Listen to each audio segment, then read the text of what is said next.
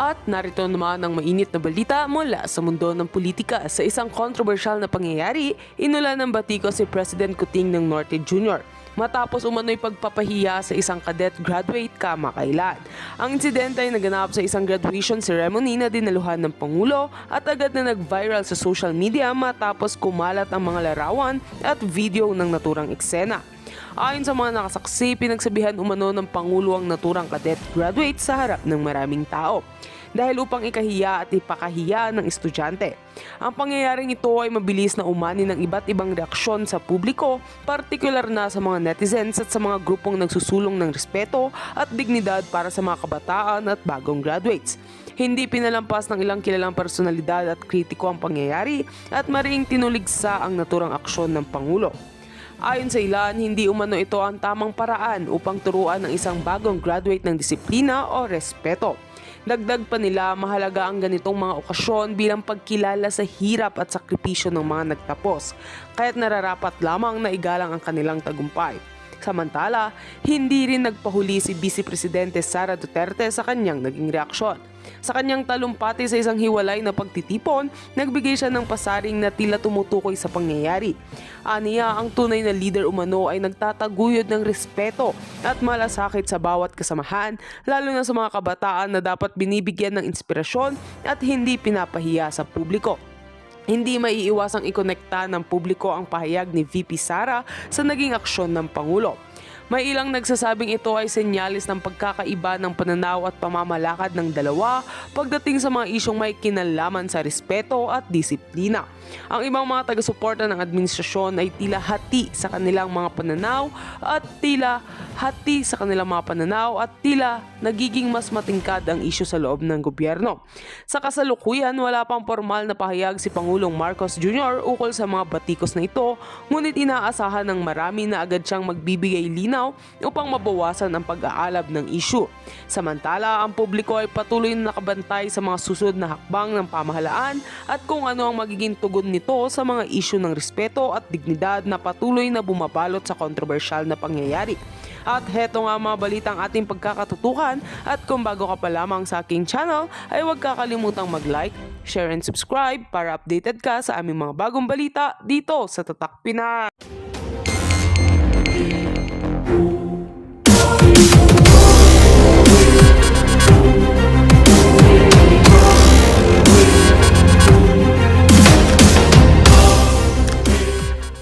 Kasi dinuro niya yung wrist eh.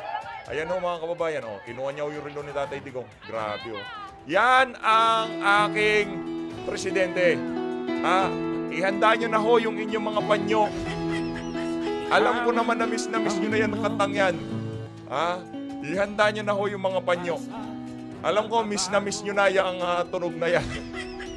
Sabi ni Jackie Perez, samahan po namin siya maghukay. Tulong ako. Gusto mo magdala din ako ng show. Nagano na nga ako, di ba? Nag-volunteer na ako.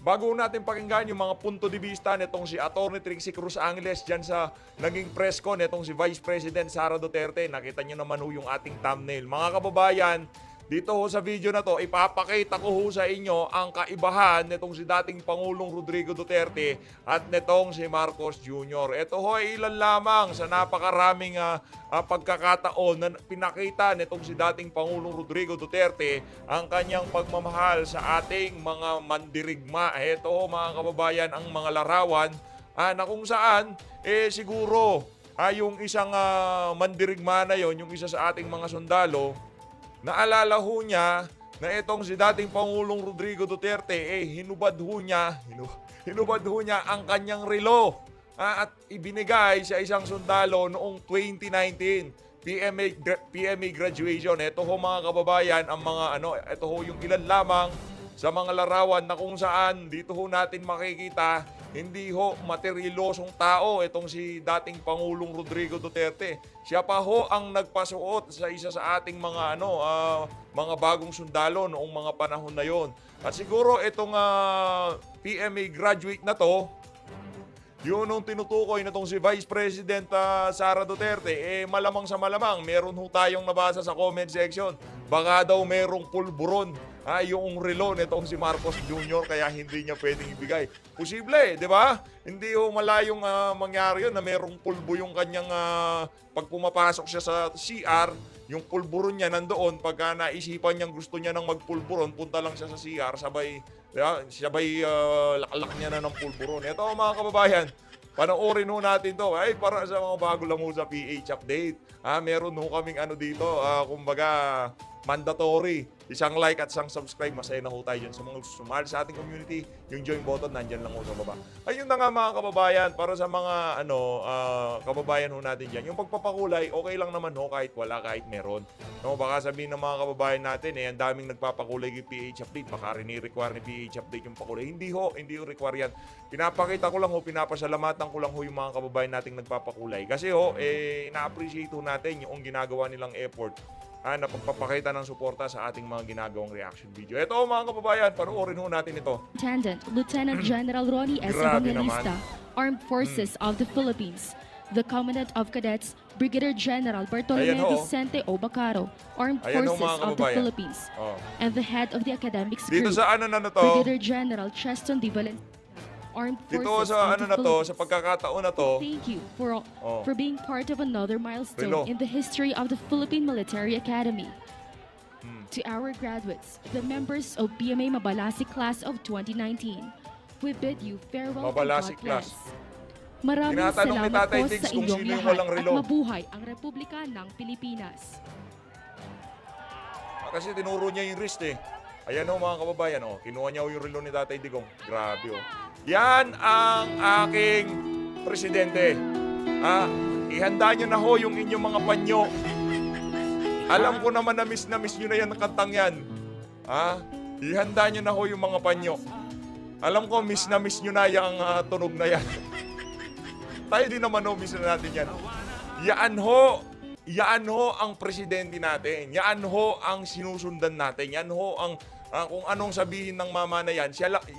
Yung presidente na ho na yan, siya lang ho ang nakita natin na nagpakita ng totoong pagmamahal para sa sambayan ng Pilipino. Kaya pasintabi para dun sa mga politiko ngayong mga panahon na to na akala mo kung sino sila, kung makapagsalita pagka sinabi nilang mahal nila ang sambayan ng Pilipino. Pero peki hulat yun. Marami hong huwad at mapagpanggap. Hindi hulat ng nakikita nyo sa social media. Totoo yan. Okay, hindi ho lahat ng nakikita nyo. Makikita nyo yan sa track record kung saan ba galing yung mga politiko na yan, yung mga individual na yan. Makikita nyo yan, makikita nyo at mararamdaman nyo yan mga kababayan. Base sa ating nasubaybayan sa yun naman sobrang haba. Since 2016 lang naman ho tayo dito. Etong si dating Pangulong Rodrigo Duterte lang ho, sa kanya lang ho natin nakita yung mga ganyang klaseng galawan. Tapos na ho dyan ang programa pero ginawa pa rin ho yan itong si dating Pangulong Rodrigo Duterte. At dahil dyan, Tatay Diggs, karapat-dapat ka lamang palakpakan.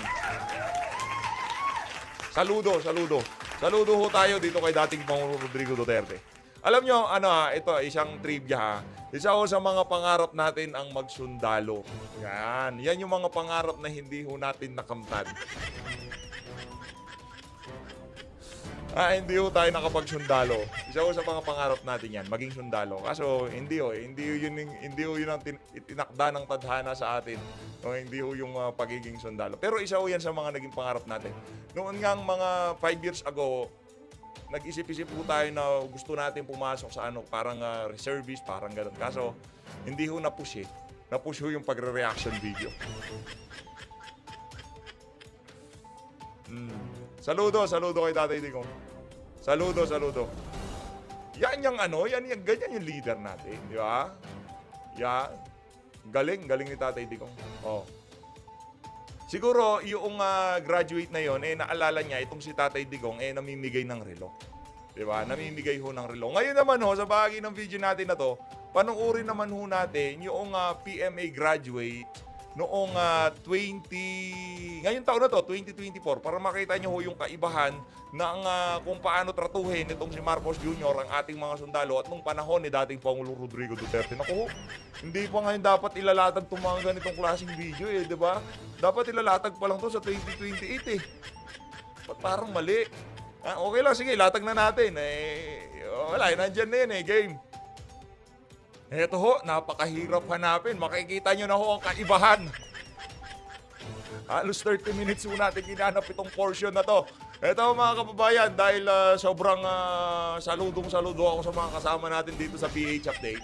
Pinakita natin yung kay dating Pangulo Rodrigo Duterte. Ngayon, ipapakita ho natin itong kay Bangag. Tignan nyo mga kababayan kung paano niya pinahiya itong PMA graduates. Ito mga kababayan, game. Cadet First Class, Ayan o, Jenver ayan o si Soriano, Lingayen, Denver Pangasinan. Lingayen, Pangasinan. Ayan o. Lalakad itong si Denver o. Oh. Sir, pwedeng akin na yung relo mo. Ang ganda eh. Meron kasi tayong dito tradition eh. Oh. Ayan o. Oh. Cadet First Class, Grabe, no? Ayun, ganun lang ho kabilis. Ganun lang ho kabilis.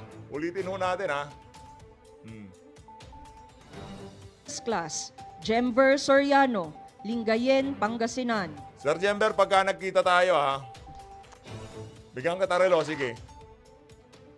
Ano gusto mo, Patek Philip? Puntahan natin si Atras Abante.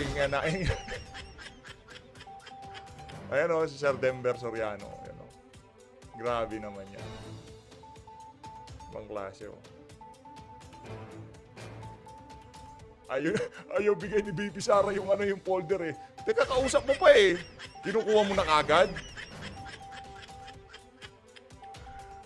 Sabi siguro nitong si Marcos, mahal nito eh. Mambudol ka muna.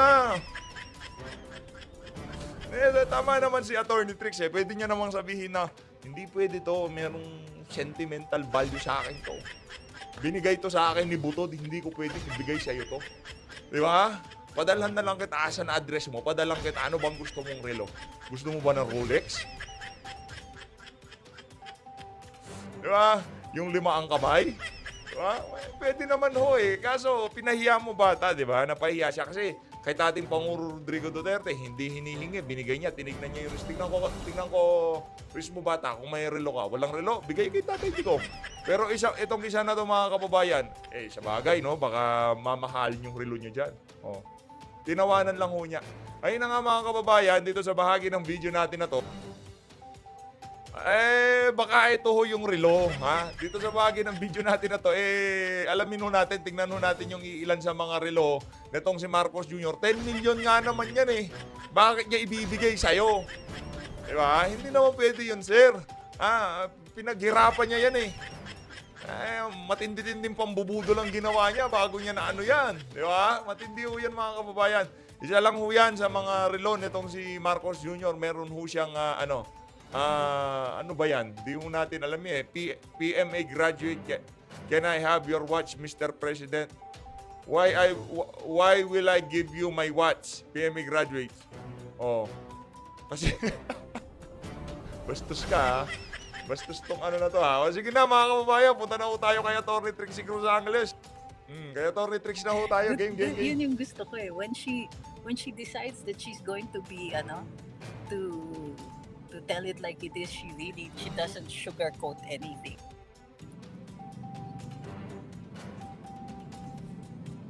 Game. Daniel De Vega says, mga Congress na buhay at mga senador, I'm sure aaray sila. Dapat umaray. For sure.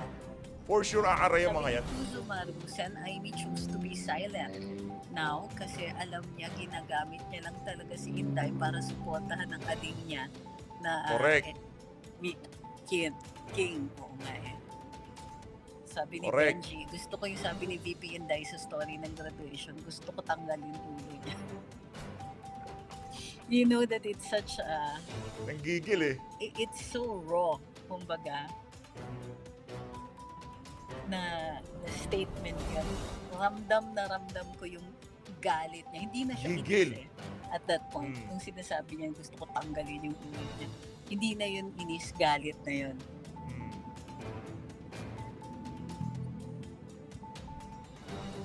Sabi ni Cutie Cherry ko, si BBM kasi pag nagsasalita, magaling naman kaya nahikayat si VP.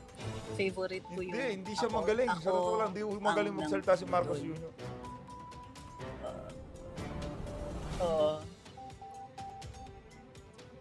Sabi sabi ni Ma'am Christina, love how you explain. Tayo, hindi ho tayo yung believe sa meaning ng pera. pagsasalita ni Marcos Shows Jr. yung Di magaling. empathy ni VP ISD.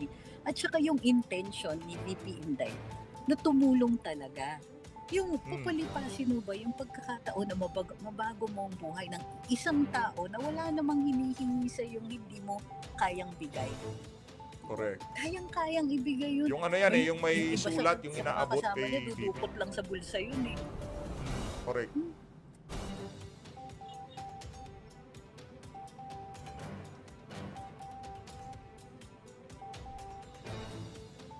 Ariel De Castro, VPSD asintado as in asin sa mga oo nga naman. So, sabi ni Opportune Sickness, Attorney, wag mo nang pagtanggol si Inday. I've watched the press con ni VP. She definitely needs therapy, especially CBT. What is CBT? Well, para sa akin, it's like primal scream eh. Na hindi ba pwedeng magalit ang isang tao? Diba? Hindi ba pwedeng yung galit siya to the point where raw and unfiltered yung mga sinasabi niya. This is not intended for psychoanalysis or anything like that. She's telling you what her feelings are. So para sa akin, walang kailangan ipagtanggol kay VP Sara kasi wala naman siyang sinabing mali. Correct. Kumbaga, kasi sa totoo lang, masyadong sheltered ang liderato dito. Hindi na yan mga nanonood or tumitingin sa social media. They don't do that anymore. And people who talk to them, they filter things. I know, it happens. Ganun talaga ang leadership. Because sometimes you just don't have the time. But if you don't have the time to check the pulse of the nation, then kawawa ka naman because you will be making decisions based on incomplete na input. Now, on your part, I understand na siguro nagagalit ka at the language that VP Inday used. Para sa akin, go beyond that. Hindi ba tama na para sa akin naglagay tayo ng leader, ng dapat nagiging leader. And they have failed our expectations. We had set those expectations in accordance to what they told us they were going to do. So we feel that we have been lied to. And not only that, it's worse for the VP kasi dahil sa kanya naboto naging leader ang mga taong nakaupo ngayon. Dahil sa kanya nanalo itong mga ito and ang isinukli sa taong bayan na bumoto sa kanila ay ito. Mataas ang somebody explain to me kaya nagbebenta ng ginto ng central bank ang mga ito this is an attempt to help control inflation. Hindi nila makontrol ang inflation otherwise kasi our inflation here is pushed by two things. Fuel prices and food prices. Now, there's very little we can do about fuel prices. Pero pwede namang hindi maging double whammy sa taong bayan yung presyo ng pagkain. Kailangan mo lang i-control yung mga middlemen na sobrang garapal pagka nagpapatong sila doon sa kanilang kita. And instead of taking care of that, wala lang. So, eto tayo, hopeful. Eto si Inday, tumulong pa para yung mga hopeful na yan ay makuha nila this particular leadership. And then the once nakaupo na, anong ginawa? Hindi lang si VP Inday ang ginigipit at nasasaktan. Hindi lang ang pamilya niya.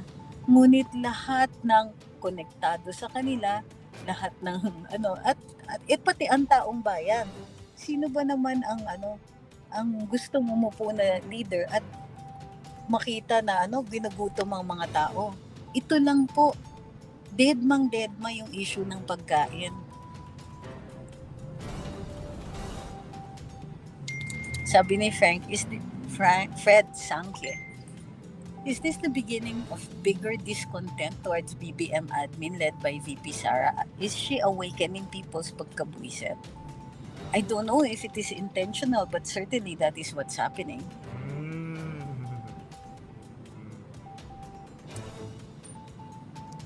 Rosel's dad says, sa 5K, let's give him the benefit of the doubt. Baka akala sa 5K is 5 kilo. Siyempre, ayaw niya magpaagawan. Paano ang party niya? Uy, grabe kayo. 5 kilo.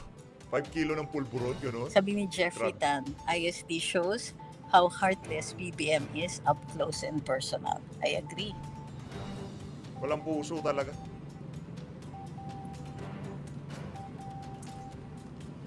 Paniguradong merong aaray, Attorney Quick, sabi ni Isagani Riego Zulueta.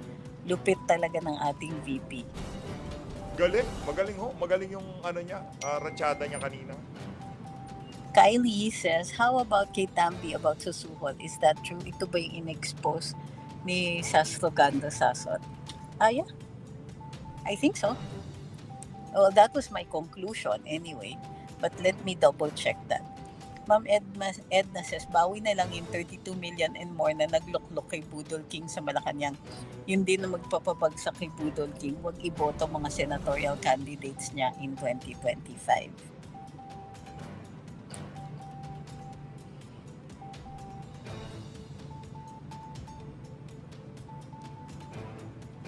Sabi ni Sherwin Leds, galit na galit si Gadon sa live kanina. BFF niyo po ba siya? Bakit ganyan ang tanong mo? May mali siya. Yan ba yan ba sincero na tanong? Unang-una, kung napanood niyo si Larry kanina, bakit noon nung ako yung binabash niya, hindi mo napapanood? Correct. Tapos tatanungin mo ko kung ako BFF niya. Nung tagal-tagal na niya akong hindi lang nilalaglag, pero kung ano-anong pinagsasabi, parinig ng parinig. Tapos sasabihin mo ganyan, anong pakay mo sa tanong mo? Malamang sa malamang, pakawala Sabi yan itong ni si Larry Emma, Gadon. love the style of Inday when she's kinda mad. Sabi ni Carlito, yung sabi ni VP na ako, I have 5 impeachable offenses. Meron ako dito listahan ng 5 impeachable offenses niya. Pero lulusot ba ito sa House? Baka hindi, sabi niya. So, sinong nanood kay LG kanina, baka pwede niyong ikwento nga kung anong sinabi niya. Pero wag naman kayong malisyoso magsabi, BFF mo siya, ang tagal-tagal na niya akong binabash. Tapos ganyan ang sasabihin niyo. Medyo hawkalos, no? Pupunta kayo dito para magbitiw ng malisyosong statement. Parang tama ba yun? I mean, really, anong ginawa namin sa'yo? Anong ginawa ko sa'yo para mag-merit ng ganyan? Inggit ka. Sabi ni Casa House Alma, King of Saudi Crown Prince Mohammed bin Salman was welcomed by a swarm of people waiting for him when a child stretched out his arms to signal MBS. Who then asks him what the kid wants. Upon asking, points his finger at the nearby Mercedes and tell MBS he wants it. The humble crown prince then asks his assistant to take the address and present the child with what he wished for. Wow. Grabe, no? Grabe yun. Yung leader natin dito, wala. Pagka hiningi mo yung relo niya, bakit ko bibigay sa'yo relo ko? Relo ko to eh. Mahal-mahal nito eh. 10 million to eh. Di ba? Hindi natin alam yung presyo, yung pinakita natin kanina, ano ba yun, Patek Philippe ba yun? Hindi ko natin alam kasi wala ko tayong alam sa mga relo-relo na ganyan. Wala nga tayong relo eh. Sabi ni Ma'am Trina, pwede ba mahiya kayo? Kaya nyo ipagtanggol yan? Ano po ibig sabihin yan?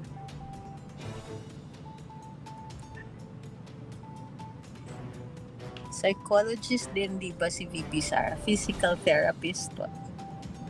Physical therapy. Way I see it, says, mabigat na yung drug me to health statement na yan. Mas mabigat pa sa mga parehong statement ni FPRD. Sabi ni Dolce Vita, napaka-touching ng convo nilang magkakapatid. Paligsahan ng improvement sa city nila. How admirable kung ganyan sana mag-mindset ng ibang politicians. Ang layo na ng narating ng Pinas. Correct. Kaya nga, no? Kaso wala ho eh. Sabi ni Felix, they need me, I don't need them. if God permits, babawiin natin lahat yan. To send Amy, tumigil na kayo or else pukayin ko yung tatay nyo at itapon kayo sa West Philippines. Yun yung matindi, no? Yung matindi. But Yun yung wasn't exactly pinaka-epic. like that, but close enough.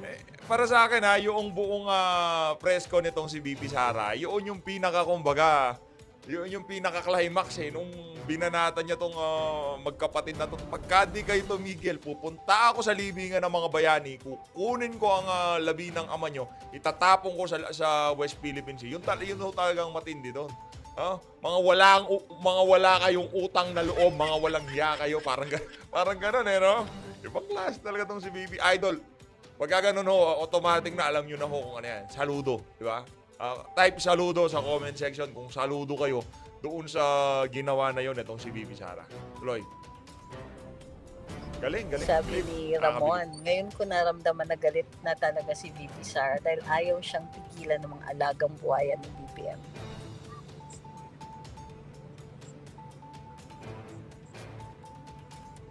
Thank you kay Jebet61 at kay Benji Pugales. Nell says, wala akong pag-asa si Amy kapatid and pinsan pahamak. Lala says, gusto ko yung sinabi ni VP, may sipon daw siya, hindi daw nag-cocaine at excited na ako doon si Martin Romualdez. Isa pa yun. Tungkol sa Matindi din yun. sinasabi ni Sas. Matindi din ho yun. Jason Fernandez said, sa nababalitaan ko sa House of Horror and B admin, nakakapikon na talaga si VP Sara pa kaya di mapikon.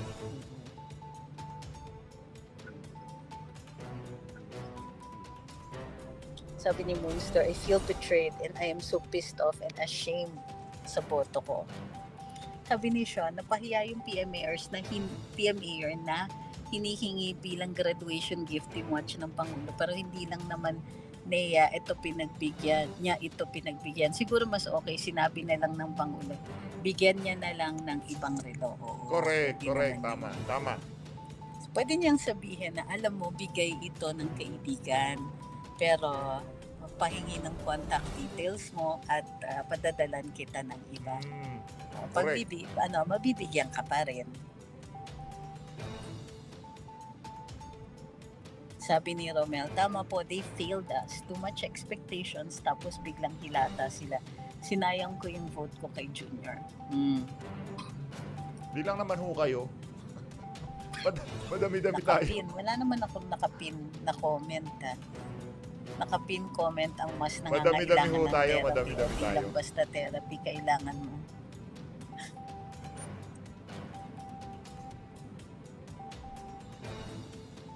Three more years pa, sabi ni Fides. After that, never again to Marcos. Weng Luclayan says, talaga pong umaaray ang mga sinungaling at mga duwag sila, lalo na si Tambalustay na walang nagawang umaaray na si Tambalustay. Sus, hindi ka makadecide kung anti-Duterte ka o pro ka, no? So you have very, very confusing statement. Sabi ni Wilma, ako happy na mabanggit ni VP Sara na gusto niyang tanggalin ang ulo. Too obvious po na walang utang na loob at powerless, especially kay Mrs. Sabi ni Candy, they can't put the Dutertes down. I was really touched about the student who was asking for the watch. BBM can just tell that student that he will give him another kind of watch.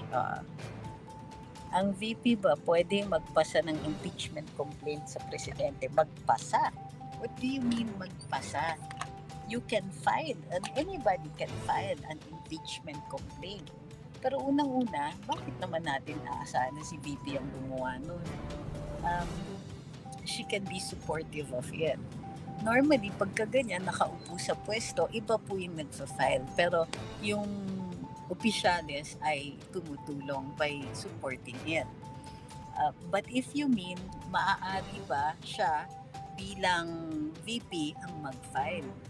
Hindi po yan kasama sa kanyang mandato at hindi po yan kasama sa mga pwede niyang gawin. Although it is not included sa mga hindi niya pwedeng gawin. Pero yung sinasabi mong magpasa, Kongreso lang po ang nagpapasa. Sabi ni Jackie Perez, samahan po namin siya maghukay. Tulong ako. Gusto Ako ko din. magdala din ako ng shot. Nag-ano na nga ako, di ba? Nag-volunteer na ako. Sabihin lang ni Bibi Sara, madami-dami tayong pupunta doon sa libingan ng mga bayani. Kahit gaano karaming bantay pa yan, dadala tayo ng napakaraming pala.